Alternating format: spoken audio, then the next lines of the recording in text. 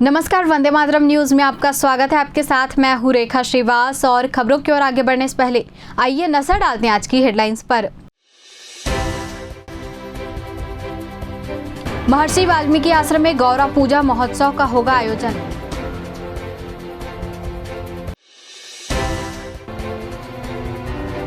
अंतर क्षेत्रीय क्रिकेट प्रतियोगिता 7 से 13 जनवरी तक आयोजित।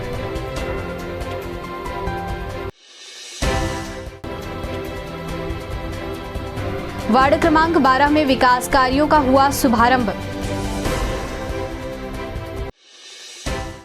अब खबरें विस्तार से। अखिल भारतीय वनवासी कल्याण आश्रम द्वारा कोरबा प्रेस क्लब के तिलक भवन में पत्रकार वार्ता आयोजित कर जानकारी दी गई कि वनवासी कल्याण आश्रम द्वारा संचालित महर्षि वाल्मीकि आश्रम में गौरा पूजा महोत्सव एवं बैगा पुजेरी सम्मेलन का आयोजन 10 जनवरी से 13 जनवरी तक किया जाएगा। इस अवसर पर गौरा की स्थापना कर बैगा द्वारा परंपरागत रूप से गौरा गौरी की पूजा की जाएगी। साथ ही धूमधाम से महादेव की बारात निकाली जाएगी। कार्यक्रम के समापन पर गौरा गौरी का आश्रम द्वारा उत्साह पूर्वक विसर्जन किया जाएगा। इस त्रिदिवसीय कार्यक्रम में मुख्य अतिथि रामविचार नेता व वाणिज्य उद्योग एवं श्रम मंत्री लखनलाल देवांगन उपस्थित होंगे। ये 10, 11, 12 जनवरी 3 दिन का ये कार्यक्रम है। 10 तारीख को गौरा का स्थापना होगा, मूर्ति स्थापना होगी। फिर गांव के बैगा आएंगे, बैगाओं के द्वारा उसकी पूजा होगी और उसकी सेवा होगी रात भर। 11 तारीख को दोपहर 12 बजे तक शेष जिले भर के बैगा लोग आएंगे और बैगाओं के द्वारा फिर 2 बजे एक उनकी बैठक होगी। बैठक के बाद उन लोग शाम से फिर से गौरा की सेवा करेंगे। 12 तारीख को सवेरे लगभग 10 बजे तक सभी लोग आ जाएंगे, सभी गांव के नृत्य मंडली, गौरा मंडली, और उनके द्वारा मिल करके फिर 11 बजे बारात निकलेगी। 1 बजे तक गौरा गौरी का शादी होगा, भावर पड़ेगा, फिर वापस आएंगे। 2 बजे हमारे जो अतिथिगण हैं वो आश्रम में आएंगे, वहीं पर उनकी उपस्थिति में और गौरा गौरी का पूरा नृत्य होगा और उसके बाद अतिथियों का सभी को उद्बोधन मार्गदर्शन प्राप्त होगा और शाम को फिर ये हो जाने के बाद मूर्ति का विसर्जन करेंगे और इस प्रकार से 3 दिन का हमारा कार्यक्रम संपन्न होगा। इसके पीछे उद्देश्य क्या है गौरा गौरी पूजा करने का? इसके पीछे वही है कि यहाँ जो जनजाति समाज परंपरागत रूप से देवता की पूजा करता है, तो उस देवता को स्थापित करके उसका पूजा करना और उसकी सेवा के लिए नृत्य करना, तो ये जो एक विशिष्ट परंपरा है, उस परंपरा को उसी पद्धति से मनाए लोग और उसके जो पुजेरी लोग हैं उस पुजेरी का सम्मान हो और पुजेरी को भी आज के युगानुरूप उनको भी थोड़ा ध्यान में आए कि हमको हमारा सामाजिक धार्मिक उत्तरदायित्व क्या है, उसका प्रबोधन हो। उनके साथ हम लोग बैठेंगे, बातचीत करेंगे, ये उसके पीछे का उद्देश्य है। मुड़ापार नौधा चौक में शिव महापुराण का आयोजन किया जा रहा है, जिसमें भक्तगण झूमते नजर आ रहे हैं। आयोजन को लेकर पूरे मुड़ापार में उत्साह और भक्ति का माहौल है। शिव महापुराण कथा के माध्यम से प्रतिदिन भगवान शिव की अद्भुत लीलाओं का वर्णन किया जाता है। इस आयोजन में बड़ी संख्या में आसपास के रहवासी भक्तगण शामिल हो रहे हैं।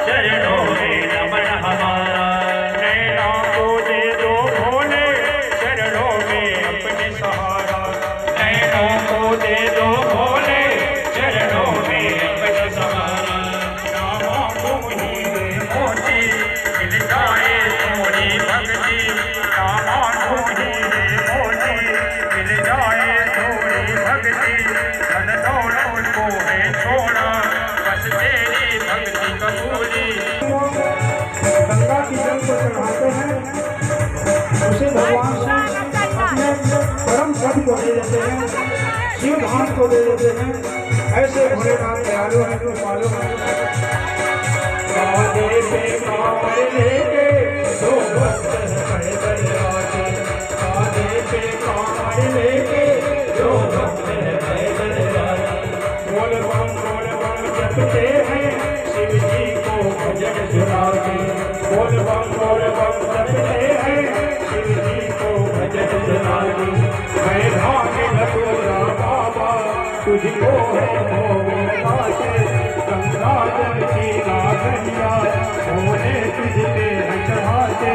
शिव नगरी भक्तों के मन को भाती है, शिव दर्शन से सारी विपदा कट जाती है।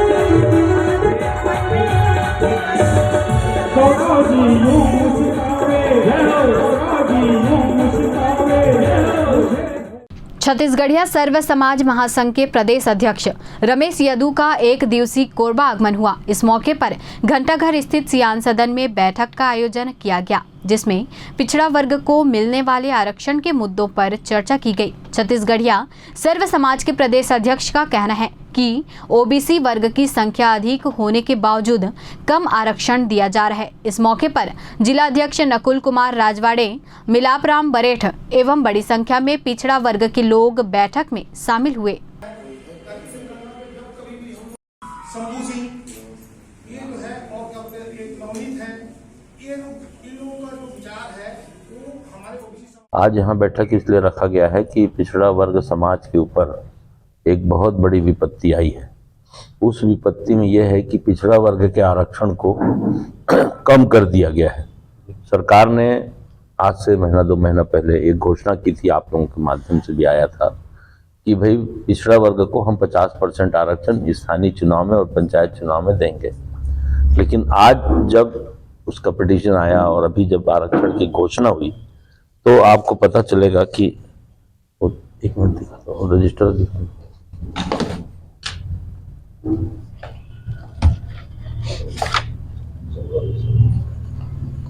नगर निगम में 14 नगर निगम है, जिसमें 7 सामान्य है और 7 में ST SC OBC मिला के।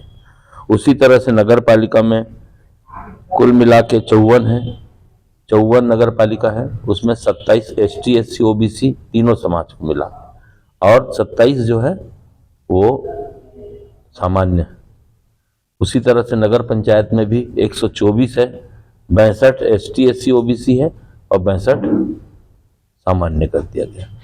और एक तरफ कहते हैं कि सरकार जो है वो पिछड़े वर्ग को 50% का आरक्षण हम दे रहे हैं, तो अब स्पष्ट मेरे को समझ में नहीं आ रहा है, पूरे समाज के लोगों को समझ में नहीं आ रहा है कि ये 50% आरक्षण में तो हमको 70 में 50 मिलना चाहिए था, या जो पहले मिलता था वो भी नहीं मिल पा रहा है। अनुसूचित जहां 5वीं अनुसूची लागू है वहां पे पिछड़े वर्ग के आरक्षण को शून्य कर दिया गया, धारा 29 खंगा को हटा दिया गया, तो वहां धारा पूरा वो जो है पिछड़ा वर्ग का आरक्षण जो पहले 2-4 सीट मिलता था वो भी खत्म हो गया। तो ऐसी स्थिति में पिछड़ा वर्ग समाज जो है पूरी तरह आक्रोशित है और लगातार आप 30 तारीख को बस्तर बंद था, अभी नगरी धमतरी जिला बंद था, कभी सूरजपुर था और लगातार अभी आज जांजगीर में भी चल रहा है। तो मैं सोचता हूं कि इससे बहुत ज़्यादा जो पिछड़ी जाति है जिसकी संख्या 56% लगभग है, वो समाज को भी आज उपेक्षा स्वीकार पड़ा। आज तो हमारी राजनीतिक आरक्षण खत्म हुआ है, कल के दिन शैक्षणिक होगा और फिर नौकरी, शासकीय नौकरियों में भी हमारा आरक्षण समाप्त होने की स्थिति दिख रही है। इसलिए हम समाज को जगाने में लगे हैं। आप देखे होंगे बलौदा बाजार की जो घटना, बलौदा बाजार की घटना की हम पूरी निंदा करते हैं, ऐसा नहीं होना था। जिन लोगों ने किया उसको भगवान कभी माफ नहीं करेगा, लेकिन उसमें जो निर्दोष लोग अंदर चले गए, तो हम उसमें चाह रहे थे कि भाई जांच हो, उसका जांच कमेटी बने और जो लोग निर्दोष हैं उनको उसमें रिहा किया जाए। बाइज्जत बरी किया जाए या उनके ऊपर उनको छोड़ा जाए, जमानत दिया जाए, जो भी है। लेकिन जो गलत किए उनको बिल्कुल नहीं छोड़ना चाहिए। लेकिन जो लोग निर्दोष हैं, जिनके परिवार आज कितने पीड़ित हो रहे हैं, जिनके उनको छोड़ना चाहिए। जैसे हमारे प्रदेश अध्यक्ष महोदय ने बताया कि जो आंकड़ा बताया कि हमारे साथ कैसे छल किया जा रहा है, हमारे जो हक और अधिकार को कैसे छीना जा रहा है, जैसे कैसे कम किया जा रहा है, जबकि हमारी संख्या ज़्यादा है फिर भी हमको कम हिस्सा दिया जा रहा है। इसके बारे में जैसे भैया जी ने एक एक आंकड़ा आपके सामने प्रस्तुत किया, उसी के विरोध में हम लोगों ने आज इस सभागार में उपस्थित होकर रणनीति हम बना रहे हैं कि हमारे हक और अधिकार कैसे मिलेगा और हम उसके लिए क्या करेंगे। जैसे कि आप सबको विदित है, हमारे इस ओबीसी महासभा के बैनर तले प्रति माह प्रधानमंत्री, मुख्यमंत्री, राज्यपाल, राष्ट्रपति को ज्ञापन दिया जा रहा है कि हमारी जनगणना कराई जाए और हमारी जितनी संख्या है उसके आधार पे हमको हिस्सेदारी दी जाए। हमारा नारा है, जिसकी जितनी संख्या भारी उसकी उतनी हिस्सेदारी। अगर सरकार हमारी बातों को संजीदगी से नहीं लेती है, विचार नहीं करती है, तो हम और आगे इस सम्मेलन के माध्यम से लोगों को जगाकर, उनको उनके अधिकार को बताकर और उग्र आंदोलन के लिए हम लोग अपने समाज को जागरूक करेंगे। इसी तारतम्य में हम लोग आज इस सभागार में उपस्थित हुए हैं। वार्ड क्रमांक 12 शारदा विहार में 1 करोड़ 25 लाख रुपए के विकास कार्यों का शुभारंभ किया गया। इस अवसर पर वार्ड के पार्षद नगर निगम सभापति श्याम सुंदर सोनी ने जेसीबी मशीन का पूजा कर कार्य का शुभारंभ करवाया। उन्होंने कहा कि पुरानी मांग के अनुसार वरिष्ठ नागरिकों हेतु सियान सदन का भी निर्माण कराया जाएगा। हो गया है।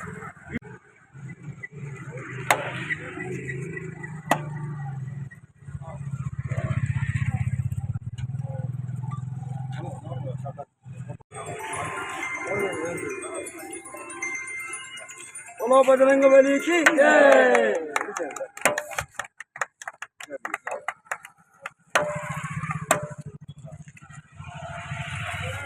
सीधा आइए, सीधा पढ़ लेंगे। अरे आप लोग लो ना भाई, पढ़ लीजिए लोग। अरे भाई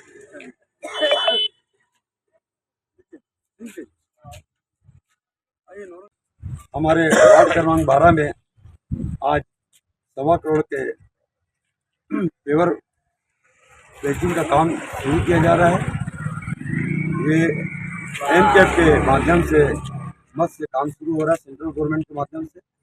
और इसके साथ साथ हमारे जो वार्ड के हमारे जो सीनियर सिटीजन थे, उन्हें मैंने वादा किया था कि आपके लिए शांत सदन बनवाऊँगा, उसका भी टेंडर कल छप जाएगा, आज ऑनलाइन चालू हो जाएगा।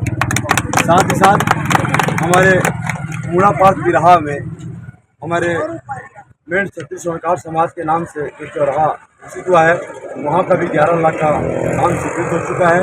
साथ ही साथ हमारे 4 लाख के पेविंग के काम भी शुरू हो रहे हैं।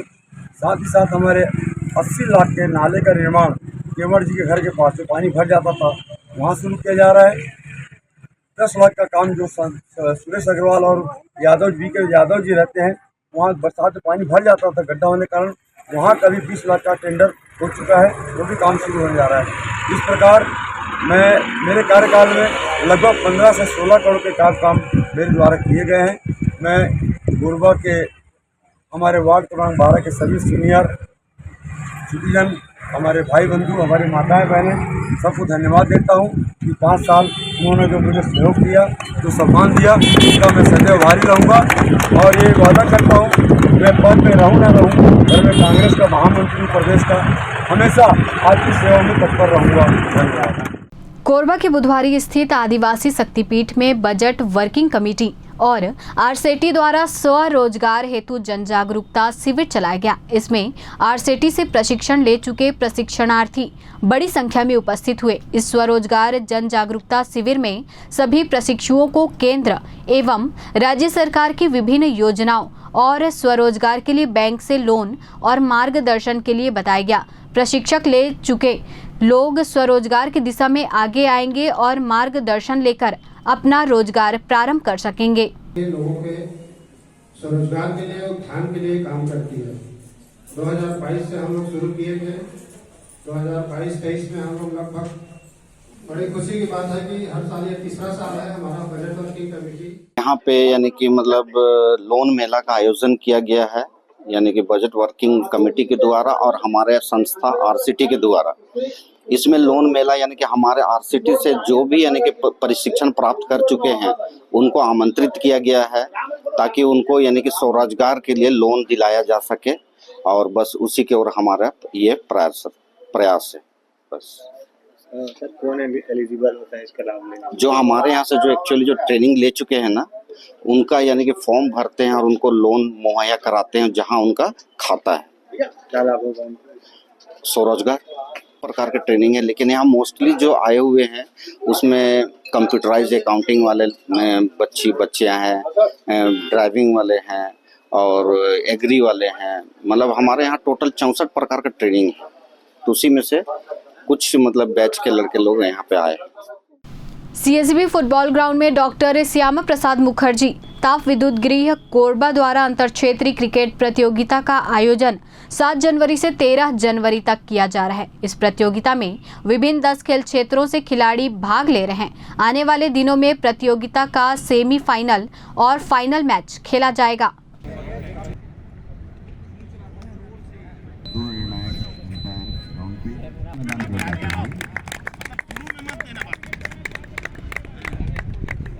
टीम के एक एक्स्ट्रा पैसे लोड है कृपया यहाँ दिवा दिया इसको लेग साइड की दिशा में और एक रन से ही संतुष्ट होना पड़ेगा दोनों खिलाड़ियों को।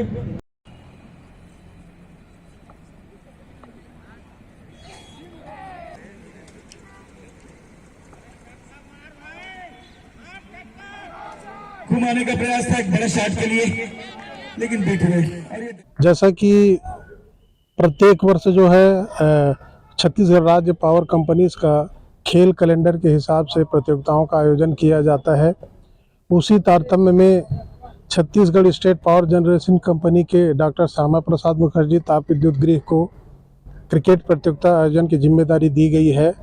और यह प्रतियोगिता 7 से 13 जनवरी के बीच 2 खेल मैदान में संपन्न कराई जा रही है, जिसमें फुटबॉल मैदान कोरबा ईस्ट और लाल मैदान STPS कोरबा वेस्ट। और इस प्रतियोगिता में कुल 10 विभिन्न खेल क्षेत्रों से खिलाड़ी भाग ले रहे हैं। और 7 तारीख को सुबह जो है माननीय मुख्य अभियंता DSPM TPS संजीव कंसल के द्वारा प्रतियोगिता का उद्घाटन किया गया था। कल कोरबा ईस्ट जो फुटबॉल ग्राउंड है वहाँ पर 2 मैच हुए थे और कोरबा वेस्ट में 2 मैच हुआ था। और आने वाला जो है 12 तारीख को सेमीफाइनल मैच होगा और 13 तारीख को 11 बजे के बीच जो है प्रतियोगिता का फाइनल मैच खेला जाएगा। सर, कुल कितनी टीमें हैं और कितने खिलाड़ी भाग लेते हैं और कौन कौन खिलाड़ी इसमें भाग ले सकते हैं? इसमें कुल 10 टीमें हैं और 10 टीमें हैं, उसमें एक खेल क्षेत्र में जो है ना 16 खिलाड़ी भाग लेते हैं। और ये किस तरह से होता है, कौन कौन इसमें भाग ले सकते हैं, जो खिलाड़ी कौन हो सकते हैं? इसमें जो है छत्तीसगढ़ स्टेट पावर कंपनीज के, जिसमें 3 कंपनियां हैं, Chhattisgarh state power generation company, Chhattisgarh state power distribution company और Chhattisgarh state power transmission company. और ये तीनों कंपनियों का जो है 10 खेल क्षेत्रों में विभाजित है, जिसमें से खिलाड़ी लोग भाग लेते हैं। और इस खेल में जो और 16 खिलाड़ी जो चुने जाते हैं वो नेशनल लेवल में जो पावर कंपनीज का ऑल इंडिया बेसिस में जो टूर्नामेंट होता है उसमें छत्तीसगढ़ स्टेट पावर कंपनीज का प्रतिनिधित्व करते हैं। अंतर क्षेत्रीय क्रिकेट प्रतियोगिता है छत्तीसगढ़ राज्य विद्युत मंडल का, जो कि 10 डिवीजन आती है छत्तीसगढ़ से विद्युत विभाग की तरफ से। वो डिवीजन टूर्नामेंट खेलने के लिए यहाँ कोरबापुर में इस बार मेजबानी कोरबापुर को मिला है। तो उनके सब टीमों के साथ यहाँ पे इस मैच कल से आज दूसरा दिन मैच स्टार्ट हुआ है। कितने मैच अभी तक 4 मैच हो गए, 4 से 8 मैच हो चुके हैं आज को मिला के, और अभी 3 दिन और लीग चलेगा, उसके बाद एक सेमीफाइनल और फाइनल होगा। फाइनल 13 तारीख को। कैसा उत्साह है खिलाड़ियों में? खिलाड़ियों में बहुत अच्छा उत्साह है। एक तो सबसे बड़ी बात आप लोगों को बताना चाहूँगा आपके माध्यम से कि हमने इस ग्राउंड में क्रिकेट पिच, टर्फ पिच का कोरबा पूर्व की तरफ से एक टर्फ पिच का निर्माण किया है, जो कि अभी कोरबा शहर में कहीं भी इतना बड़ा टर्फ पिच निर्मित नहीं है। और भविष्य में आने वाले खिलाड़ियों के लिए, जो आजकल जो गांव के तरफ से, शहरों की तरफ से जिनके बच्चों को मौका नहीं मिलता, ग्राउंड खेलने के लिए नहीं मिलता, उनके लिए बना हुआ बन जाएगा, जिससे कि अच्छे उभरते खिलाड़ियों को मौका मिलेगा कोरबा जिला से छत्तीसगढ़ के लिए खेल सके। कब से तैयारी कर रहे थे आप लोग? इसकी तैयारी सर 2-3 महीनों से चल रही थी, जो कि अभी अधूरी है, फिर भी बहुत अच्छा विकेट खेल रहा है। इसके माध्यम से मतलब ये पूरे रीजनों ने बताया कि बहुत कम समय में अच्छा विकेट खड़ा किया गया। कोरबा जिले में खेलने गए हैं, किस तरह की व्यवस्था है? संपूर्ण व्यवस्था है यहाँ। अपना ऐसा रीजन रहता है जैसे कि अपन आते हैं तो रहने और ठहरने की व्यवस्था खुद की ज़्यादा जिम्मेदारी रहती है, और वाहन व्यवस्था, ये सब व्यवस्था जो आयोजन करता हो तो उसके द्वारा किया जाता है। आप कप्तान हैं, खिलाड़ियों को क्या कहना चाहेंगे? खिलाड़ियों को यही कहना चाहूँगा कि अच्छे से खेलें, मन से खेलें, दिल लगा के खेलें, ग्राउंड का मजा लें और मनोरंजन करके अपना विद्युत मंडल के कर्मचारियों के माध्यम से अपने इंजॉय करके खेला जाए। अब तक कहाँ जाती है हमारी कोरबा टीम छत्तीसगढ़ में पूरी, जैसे राजनांदगांव, दुर्ग, बिलासपुर, रायपुर और अंबिकापुर, वहाँ जाके अपन इंटरजन खेल के आ चुके हैं। कोरबा जिले के तिलकेजा गांव के तालाब में एक युवक की तैरती हुई लाश मिली है। घटना के बाद से इलाके में सनसनी फैल गई। आसपास के लोगों द्वारा इसकी सूचना पुलिस को दी गई। सूचना मिलते ही पुलिस मौके पर पहुंची और शव को बाहर निकाला। जानकारी के मुताबिक यह पूरा मामला तिलकेजा गांव का है, जहां नवा तालाब में एक युवक की लाश तैरते हुए देखा गया। वहीं मृतक की पहचान नारायण कंवर के रूप में हुई, जो गाँव का ही निवासी था। अब वक्त तो चला है हमारे खास और ज्ञानवर्धक कार्यक्रम बूझो तो जाने का। यह आम जनता से जुड़ने का हमारा प्रयास है, जिसमें हर क्षेत्र से सवाल पूछे जाएंगे और सही जवाब देने वालों को दिया जाएगा आकर्षक उपहार।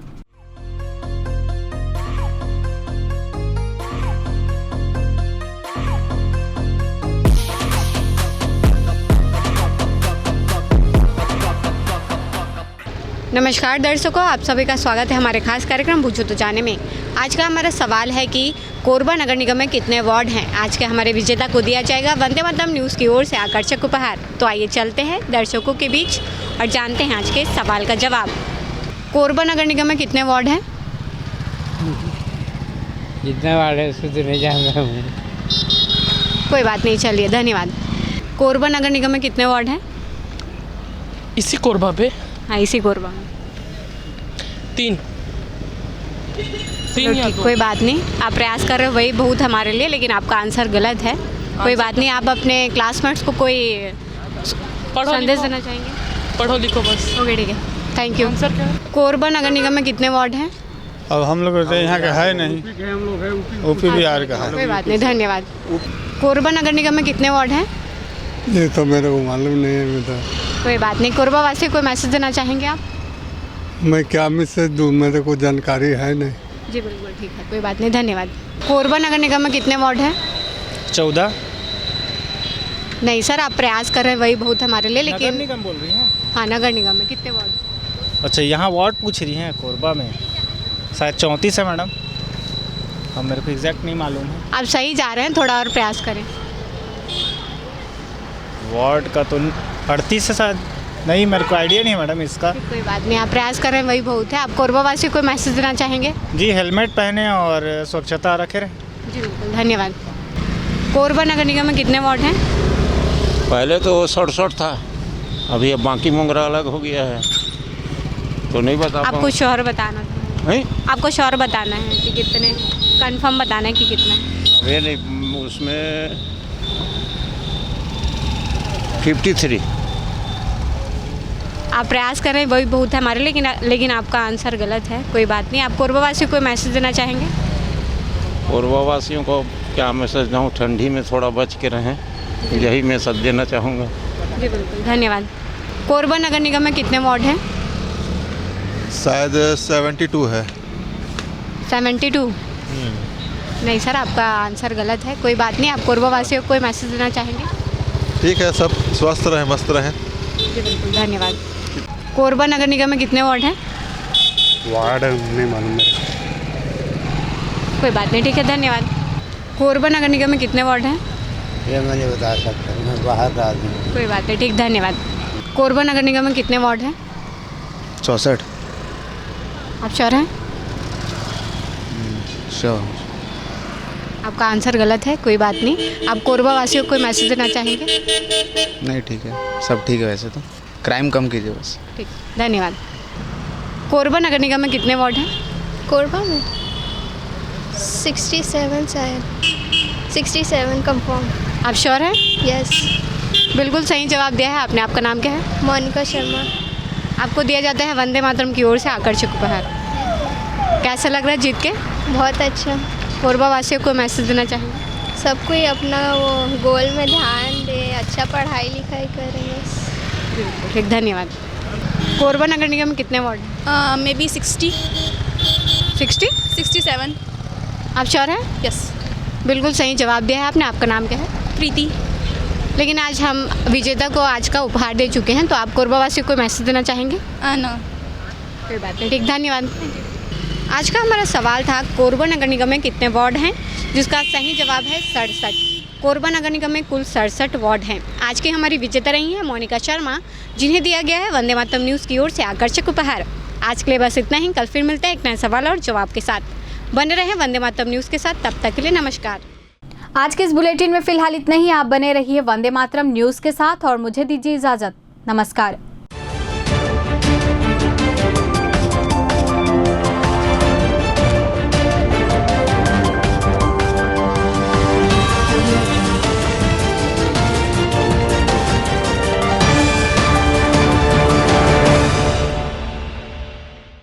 पंजवानी डेंटल केयर दंत चिकित्सालय,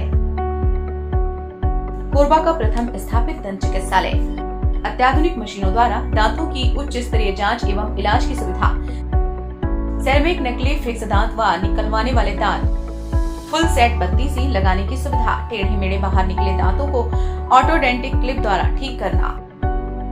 आजू बाजू के दांत घिसे बिना इम्प्लांट विधि द्वारा फिक्स दांत लगाना। पेरेंटो ओरल कैमरा, जिसमें मरीज अपने दांतों को टीवी स्क्रीन पर देख सकता है। रूट कैनाल, मुंह में खून आना, दांतों की सफाई, मुंह की दुर्गंध, पायरिया का इलाज। हमारे डॉक्टर रौनक सिंह MTS, डॉक्टर प्रज्ञा Chaudhary BDS, doctor Mohit Kumar VDOs। हमारा पता Panjwani dental care, Lakshmi store के सामने, पंटी स्टोर के बाजू में, main road Korba. Mobile number 9827941417। Siddhi Vinayak hospital, a unit of orthopaedic surgery and trauma management. अब हड्डियों से संबंधित रोगों के उपचार के लिए कहीं और जाने की जरूरत नहीं। जटिल एवं असाध्य रोगों का सफल इलाज अब आपके अपने शहर में। कम शुल्क में विशेषज्ञ चिकित्सक द्वारा उपचार।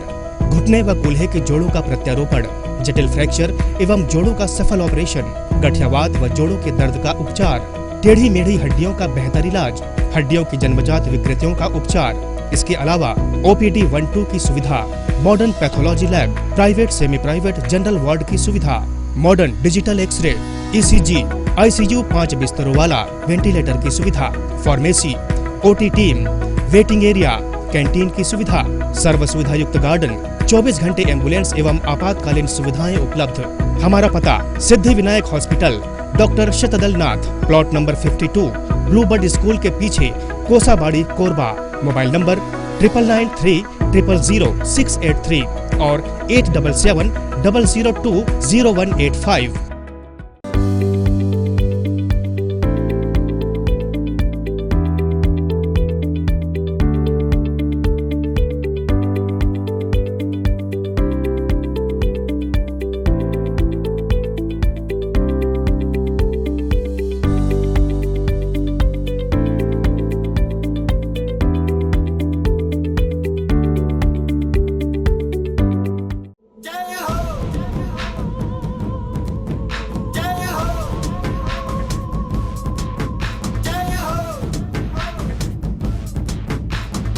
आजा आजा जिंद शामी आने के तले, आजा जरी वाले नीले आसमाने के तले। जय हो